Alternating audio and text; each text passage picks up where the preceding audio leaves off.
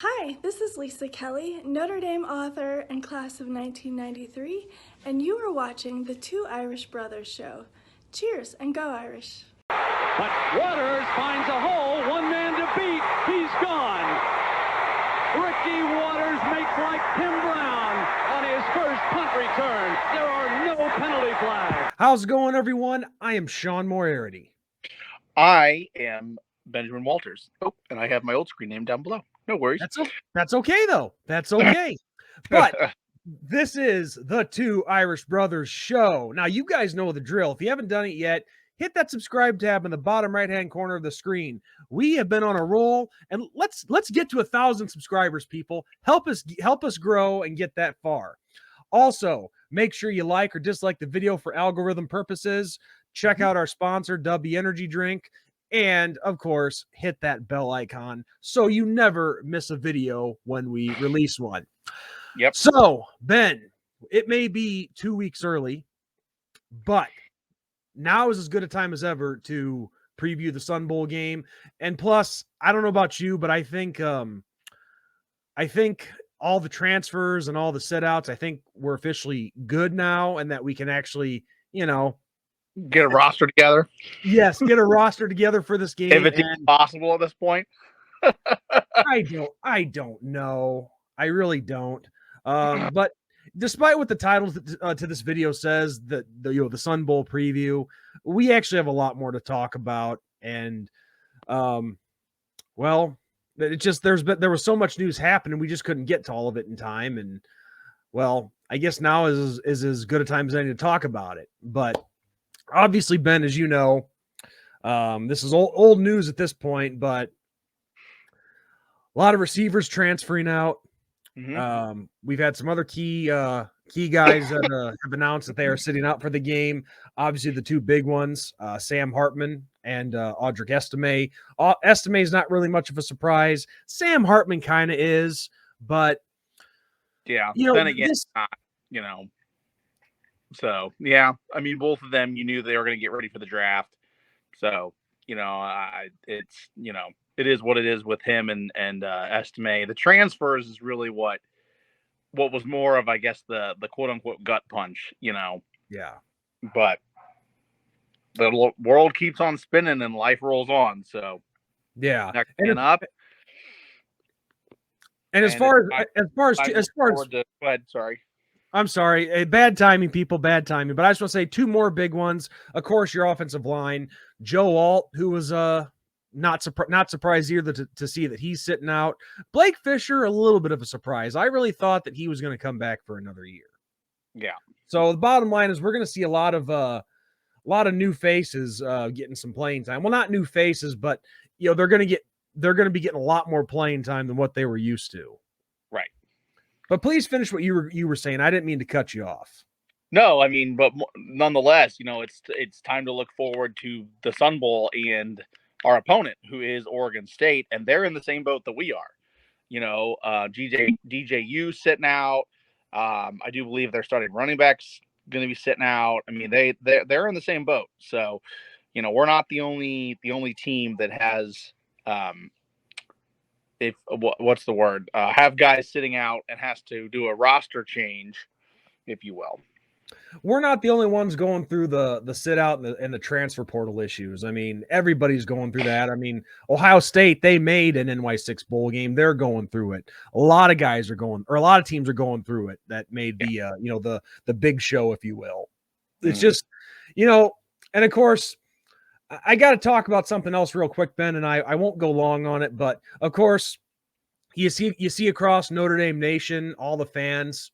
One thing that I think is very hypocritical, everybody's crapping on Sam Hartman because he's sitting out. They're calling him a wuss and a coward and not a leader, all that stuff. But yet, of course, when Estime sits out, it's congratulations, Audric, you earned it. You're the man. We'll miss you, and so on and so forth. I think that's very hypocritical in a lot of ways.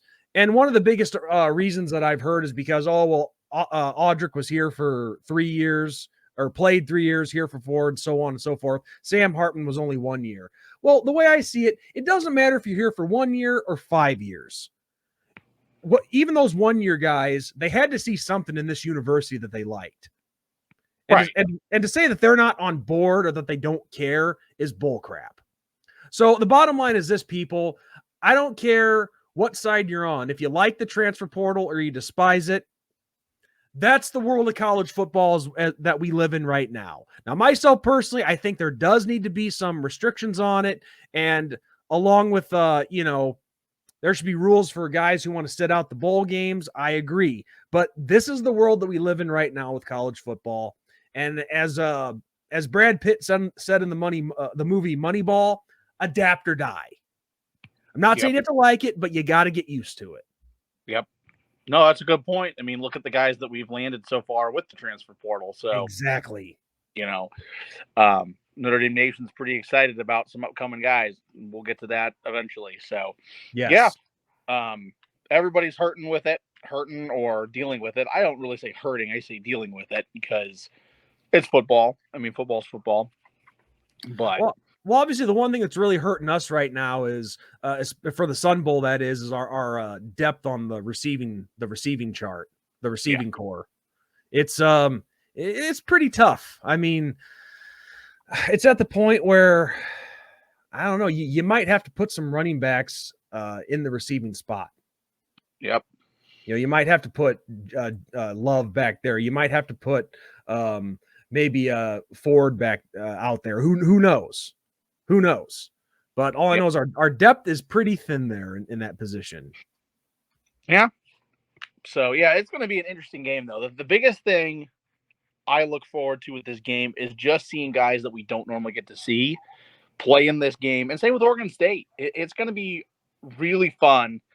And I said it to a few people on social media across the different social media platforms. This is like a look to the future game.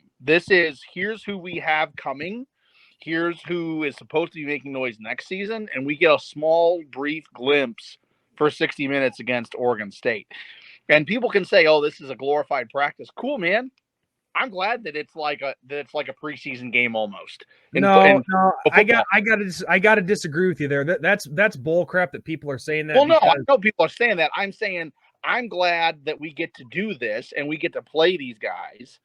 And if you want, okay, fine, just get a chance to play them. I look at it like it's like one of those games that the pro football teams play where you're against somebody else, not yourself.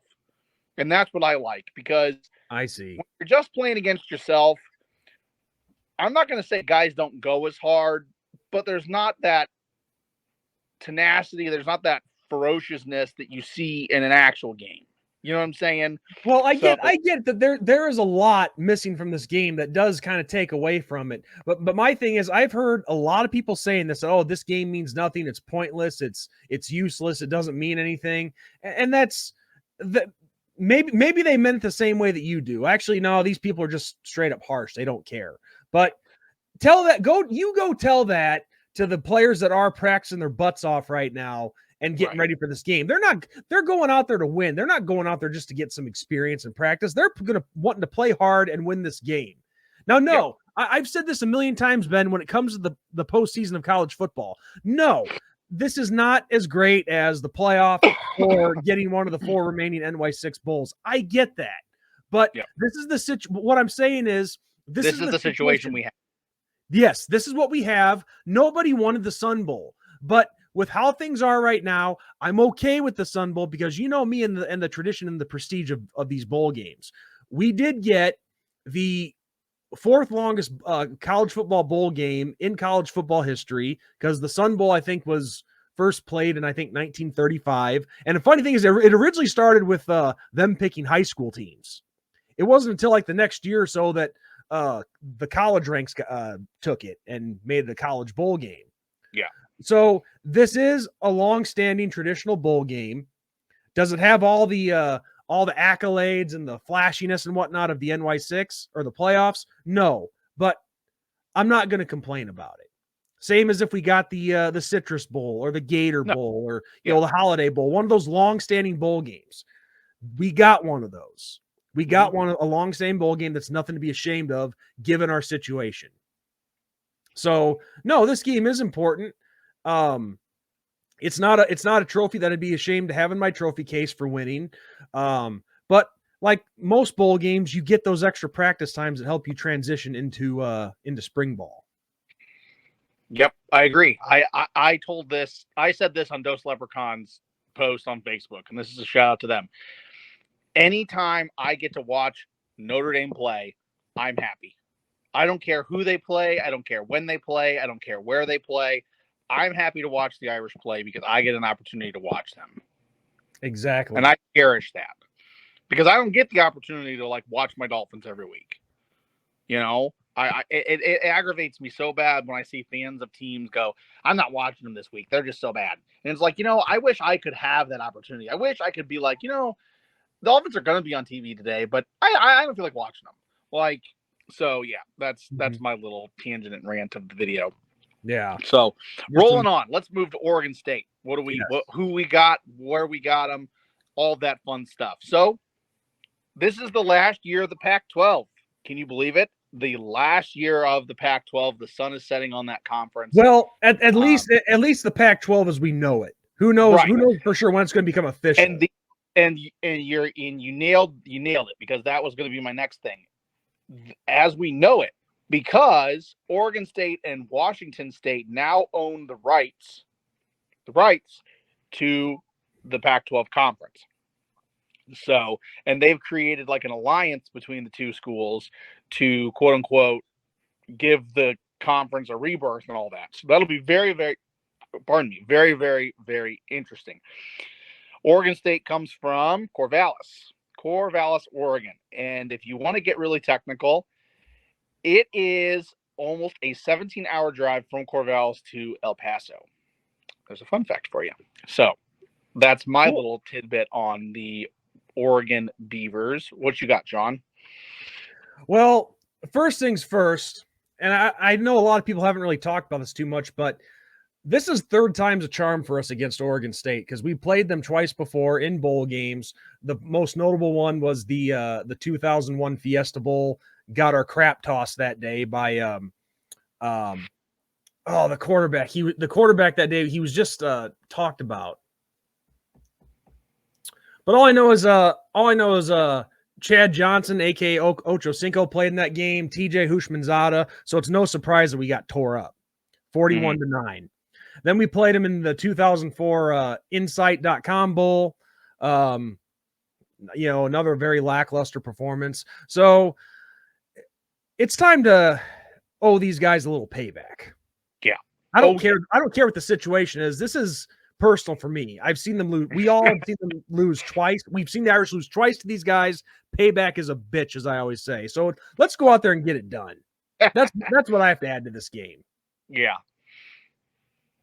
Yeah, no, I'd like it. And here's the other fun fact. Every Pac-12 team we've played this year, we've beaten. So let's make it a nice clean sweep. Yes, absolutely. So now we have played in the Sun Bowl one other time, Ben. That was Brian Kelly's first season with us. And we took care of business against the Miami Hurricanes that day in pretty convincing fashion. So I would like to see the same thing happen here, despite what's going on with the transfer portal and guys sitting out. And maybe this is just me being too much of a fan, too much of a homer, but still, even with what we've lost, we've still got the talent to get the victory in this game. Oh yeah, for sure. And I mean, you know what? When you come to our page, when you come to our channel, and you come to our videos, you are entering the homer zone. So yeah, sorry, not sorry. So let's try to break this game down the best we can. Obviously, the big weapon that Oregon State had was DJU. I don't want to ruin his last name or butcher it, but with him being gone, you're now looking to Aiden Childs, and really behind DJ, a lot of these three quarterbacks behind him have not. Well, we'll put it this way: Aiden Childs has seen the most action. 24-35. The same situation we have. It's guys that really haven't seen a lot of playing time. That they're not new to the position. You can't say that, but they're new to this whole situation. And that's what Notre Dame and Oregon State are on the same page with quarterbacks in this game. Yes. So I mean, with Childs, you look at his stat line: 24, 35, 309 yards, 4 touchdowns, no picks, and he's been sacked 4 times. And as far as him on the ground, 17 carries for 79 yards and 3 touchdowns, which I would assume were deep in the red zone.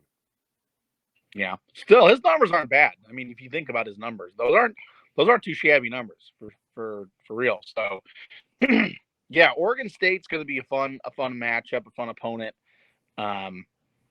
You know, I like to think that DJU saw us on the horizon and he's lost twice to us, and he's like, yeah, nope, not about that life,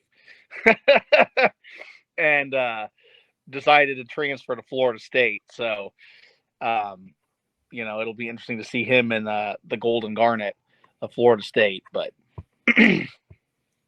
yeah.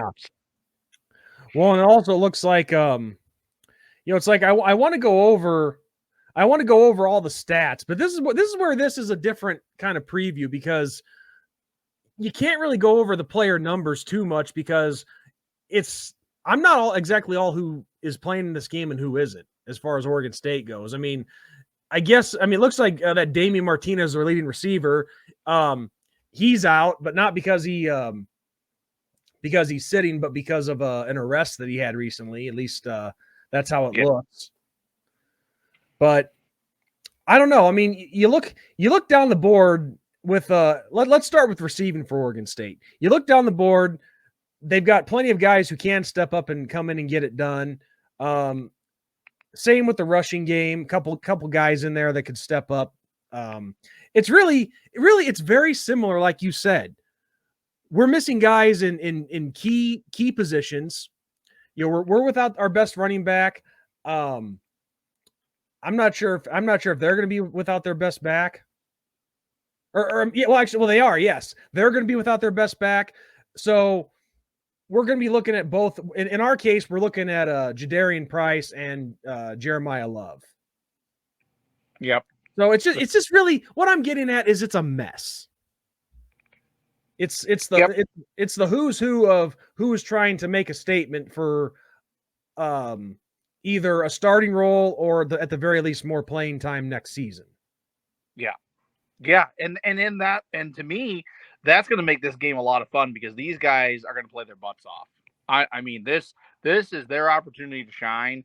This is their opportunity to make a splash and a statement for these coaching staffs and stuff, because both Notre Dame and Oregon State's coaches, they're not going anywhere. You know, the head coaches, they're here to stay, and they're dealing with this whole transfer portal situation. So, you know, they're going to be like, oh, you did this in this bowl game. You didn't do this in this bowl game. You know, I gave you this opportunity and you didn't take it, or you did take it. So this is going to be a really, really fun game, in my opinion. Oh, yes. Really fun game. Yeah, I can't wait to see it either. And this is where, like I said, guys like, Steve and Jelly, Steve, Peanut Butter and Jelly. This is their time to step up. Same for guys like Jeremiah Love and Jadarian Price. Of course, Jabron Payne, can't forget about him in the running game.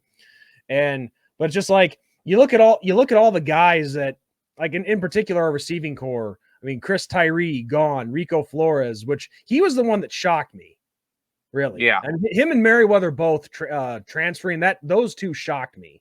Yeah, so, him, and then Stays too, because you know it just depends on, like I said in our last video, it depends on what happens with Evans. You know, I mean, Evans could come back really, really healthy, or he could come back and has lost a step. You know, I mean. So Stays really, really, I get that at the moment in time, he didn't have a lot of playing time and he wants that. I get that.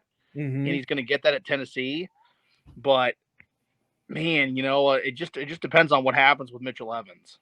Yes. But still, though, all the receivers that are now gone, Chris Tyree, Rico Flores, Tobias Merriweather, then who was the young one? Braylon James. 4 receivers gone. So that right now that we're looking with, our depth at receivers looking like this: Jaden Greathouse, Jaden Thomas, Jordan Faison, Deion Colsey. It sounds like he's back practicing. Matt Salerno, and then the one kid that's been hurt all year, KK, I forget his last name. Yeah. So, yeah, it's just that's a lot of touchdowns and a lot of yards off the board as far as receivers go. Yeah. So this is the time for Jaden Greathouse and Jaden Thomas to get back to form, and especially Jordan Faison with the little emergence that he's had this season. Yeah. It's gonna, like I said, man, this is gonna be a really fun and really interesting game. I can't say it enough. We're gonna get some questions answered. I think we're gonna get a show. I really do. It's gonna be fun. I think so too, and like I said, I know a lot of people like to refer to these minor bowl games as quote the toilet bowl or the meaningless bowl. That's an attitude that has to change amongst the fans. I get it. I get it. With these bowl games, you don't always get the best matchups. I understand. We've seen it too many times. Which I don't know if that's because of the conference tie-ins or just what, but the fact is this is a pretty evenly matched game that we're looking at here in a couple weeks. But it's more football, people. Enjoy it. Get a better attitude about it, especially the ones in our fan base. Yep, I agree. It's one more time we get to watch our team for the season. No, it's not on the biggest stage in the world, but it's a respectful stage. Yep. So, but yeah, I mean, there's only so many ways you can break this one down, Ben. But like I said, I'm not exactly sure who's all going to be lining up where, what exactly Marcus Freeman and company are going to be doing with as far as strategy goes. I really don't know. Yeah, none of us do. That's what makes it interesting and fun. So based on that, Ben, and this is probably the most interesting score prediction segment we've ever had. Mm-hmm. With all that we've lost and all that Oregon State has lost, but obviously we know our team better than we do Oregon State. So for the bowl game, I will let you have the honors on a score pick. I'll let you go. I'm going to say Notre Dame 45, Oregon State 35. Interesting. Here's what I think. With all that we've lost, and only so little time for the new guys. Well, not the new guys, but the youngsters, the guys that have to now step up and fill the roles of the guys who have left, whether it's via portal or via sit out. Only a few weeks to gel and get something going. Because, especially guys like Angeli, we haven't seen a lot of him. I mean, yeah, he's showing flashes of good things, but this is his first career start. There's some butterflies. And same with the other guys who are getting thrown into the spotlight right away. So I'm taking all that into consideration. So with that said, I'm going to say the final score, Notre Dame 31, Oregon State 23. A comfortable one possession win, where even if they were to score, they have to go for two, and that's not always easy. So that's what happens. 31-23, Notre Dame wins this one. We go into spring ball with some confidence. Obviously, we got CJ Carr on campus practicing with the team right now, so that's something else to look forward to as well. But I would love it if we were to get a big lead, and you give a guy like Kenny Minchie a chance to get some reps as well. Yeah, it would be cool. I hope so. Because obviously, here's the thing. Obviously, with Riley Leonard coming in, you're going to have guys like Angeli and Minchie fighting for those second team reps. Mm-hmm. And who knows, things could be a lot different by then too, but I'm not going to look that far ahead. Yeah.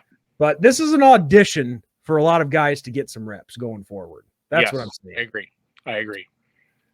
So, yeah, I mean, there's a bunch more we could talk about. And obviously, Ben, without going too much into it, this video is actually supposed to be something a little different. But yep, I agree. But we'll cover that for another time. Hopefully, long story short, people, we have a guest who was looking to come on. Didn't work out this Sunday. Maybe it'll work out next week. Who knows? But if that guy happens to see this, ball's in your corner, dude. Yep. So with that said, everyone, can't believe it's bowl season already. Obviously not what we expected this season, but it's one more time to see the Irish play. It's against a decent opponent on a decent stage, so I'm not going to complain. Yeah. So with that said, everyone, I am Sean Moriarty. I'm Benjamin Walters. And as we always say, good night, God bless, and go Irish. Go Irish. Beat Oregon State.